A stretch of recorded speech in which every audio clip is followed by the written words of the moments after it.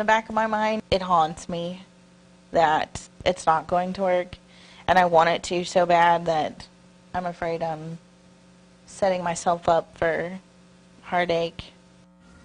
With the holidays right around the corner, lots of people are getting ready for family get-togethers, but there are still lots of couples out there who don't feel like their family's complete yet. According to the Mayo Clinic, 10 to 15% of couples struggle with infertility, but it's something we don't talk about a lot, and there's no one solution. The fertility specialist we spoke with actually said he thinks the problem is getting worse because more people are obese, waiting until they're older to have kids, and in Missouri specifically, he often sees issues in men, more so than the national average. So over the next few days, we'll explore this issue through the stories of mid-Missouri couples facing it head-on. Having her call me mommy, it never gets old. There was a time when Christina Shannon worried she may never have the chance to spend her morning playing make-believe because she has polycystic ovarian syndrome. Something else? Just frustrating because we did want it so bad and having to wait all that time and not knowing, can I even get pregnant? Finally, she and her husband went to a fertility specialist, and after only one round of artificial insemination, little Harley was on her way. The job's basically very simple. You need to get a good egg with some good sperm and a good uterus. That's our goal. Unfortunately, the devil is in the details. Dr. Gil Wilshire says people often don't see fertility specialists because they assume they cannot afford it. But a procedure like Shannon's costs about $500. I love you. Oh, I don't know how we lived before we had her. She's our everything. Nick and Sarah Andres, on the other hand, have had a much more difficult journey with infertility. Wanting something so bad, and you don't want to put the blame on each other, but most of it, if you want to, it's my fault that, this isn't working out as far as my body goes. And so I hated myself because I couldn't make him a dad. They went through several rounds of fertility drugs, artificial inseminations, and 2 miscarriages, something Wilshire says is more common than he'd like. Almost a third of his patients' pregnancies do miscarry. It's been an expensive process. The Andres have already spent about $25,000 on fertility treatments before they decided to try in vitro fertilization, a procedure that they estimate will cost them another $12,000, and that's all out of pocket. 15 states mandate some sort of insurance coverage for fertility treatments, but Missouri is not one of them. I don't get paid a whole lot, Sarah don't get paid a whole lot, but we just did it as we could. We're in debt. But yeah, we did it. So, so far, so good. And we should be able to do the IVFs. So it's easy to understand why on the morning of Sarah's egg retrieval, they're both a little nervous. Lots of medication. Nick waits outside while the anesthesiologist puts Sarah to sleep and Wilshire gets to work. The needle goes in the follicle. The follicle will collapse now under the vacuum pressure from my foot pedal. And there it goes. You can send. After less than an hour, the doctor removes 32 follicles. A spectacular result. 16 eggs fertilized, but because of complications, they decide to implant only one and freeze several others to potentially use in the future. After the procedure, Sarah learns her ovaries became overstimulated, one more problem she did not expect. They were touching, so every time I moved, it was excruciating pain. I couldn't sleep. I couldn't lay down. I didn't work for 2 weeks. I couldn't do anything. It was just terrible, terrible. Terrible, but worth it, she says, to see this. We were just looking for a little black circle in the uterus today. We were fine. She found out the IVF worked on October 1st, and she took a pregnancy test every day for the first few weeks, just to be sure. He thinks I'm crazy, but it's like I have to. It's a mind thing. I don't know whether to cry or to get excited or to still be nervous because now I gotta wait 2 more weeks, so that's a lot of pregnancy tests between now and then.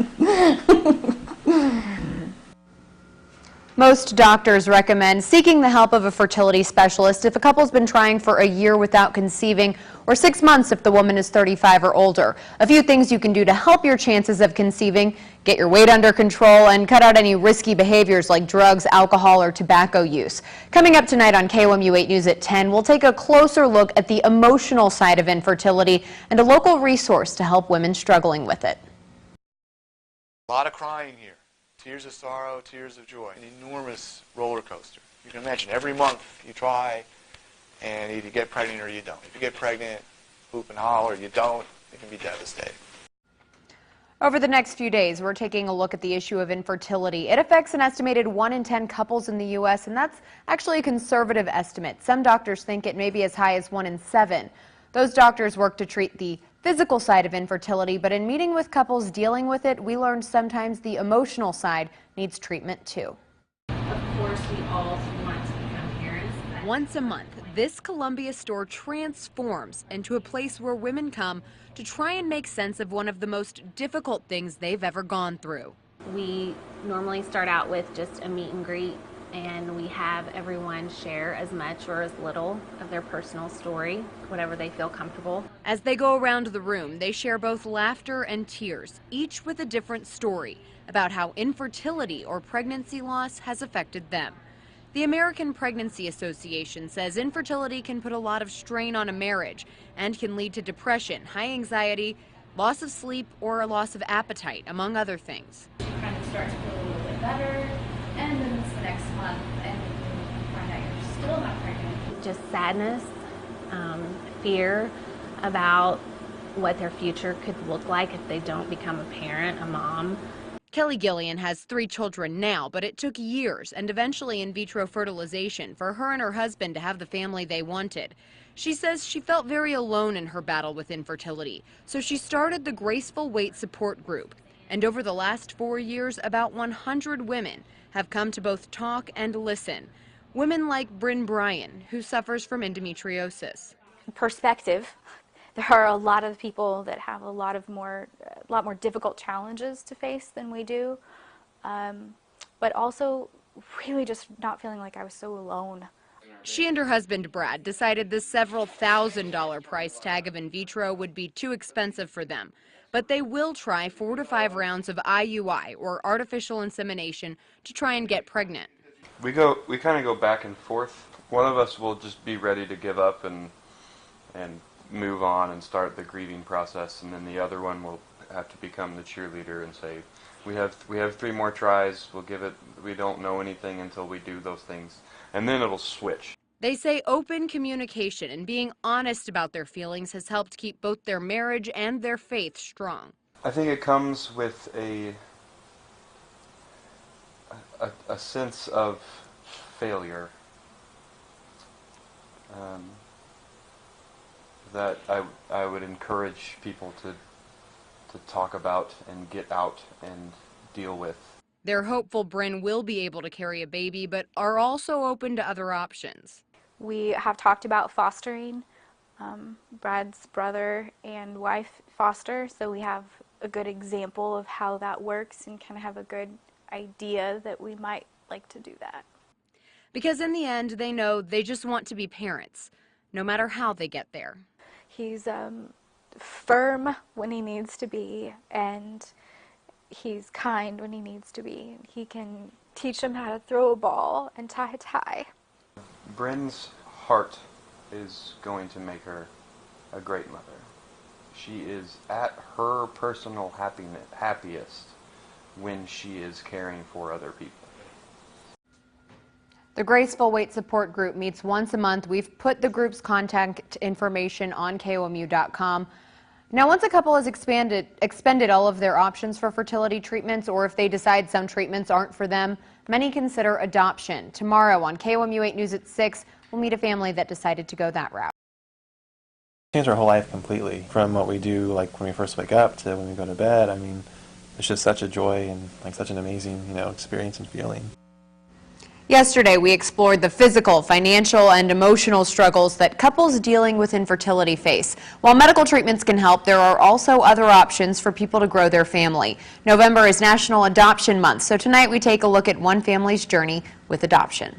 Having kids has always been something that's been exciting and something that's I've been planning for forever. We started trying to have kids and figured out pretty quickly that it just wasn't happening. Allison and Scott BARTKOSKI went through tests and infertility treatments, and while none of their doctors could quite figure out what was wrong, one thing was clear: having a child was not working the way they'd planned, so they decided to change the plan. I just said, I'm done. We could keep doing this. This could go on to IVF. We could try everything, but We were to the point where we wanted a family, and it really didn't matter if it was our DNA. We just wanted a family. That's when they decided to start saving up for an adoption. My mom loaned us some money. We had to dip into savings. There were lots of different things we had to do. We've relied on the adoption tax credit, so we find that really important. Creating a Family, a national nonprofit that aims to educate people on adoption, estimates private adoptions of babies cost on average a little more than $30,000. International adoptions average almost $45,000. The least expensive adoption option is usually a public adoption through the foster care system. This costs an average of just $2,200. JANEENE Johnston with Lutheran Family and Children's Services in Columbia says most families she works with pay anywhere from $20,000 to $25,000. It is wonderful to go from seeing a family who comes into you who's wanted a child for a number of years and then have them be selected by birth parents and then have their child placed with them. LFCS's Columbia office typically facilitates about a dozen domestic adoptions a year. For the BRYAN, the process took about 1.5 years and at times was a little stressful. When you start the adoption process, you have to make so many decisions about what you're okay with and what not. And we, at first, got scared. Whenever his birth was approaching, I was just so afraid that they were going to decide to parent, and I was so afraid I was going to lose a piece of my heart. And that happens. There are still days when Allison wishes she could have experienced pregnancy, but at the same time, when she sees her son Thomas, she wouldn't change it.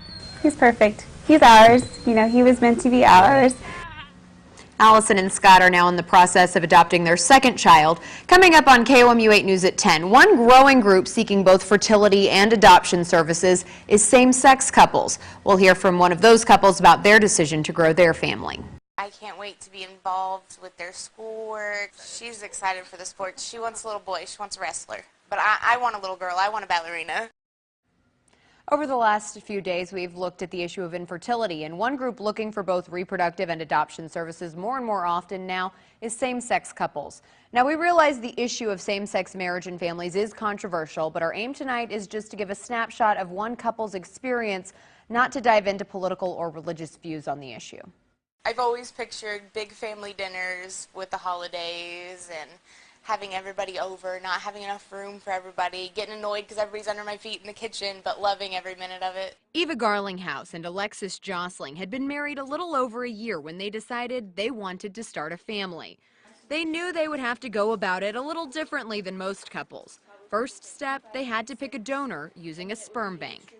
Pretty much we went through here and checked all the things that we wanted in a donor. And just search for donor.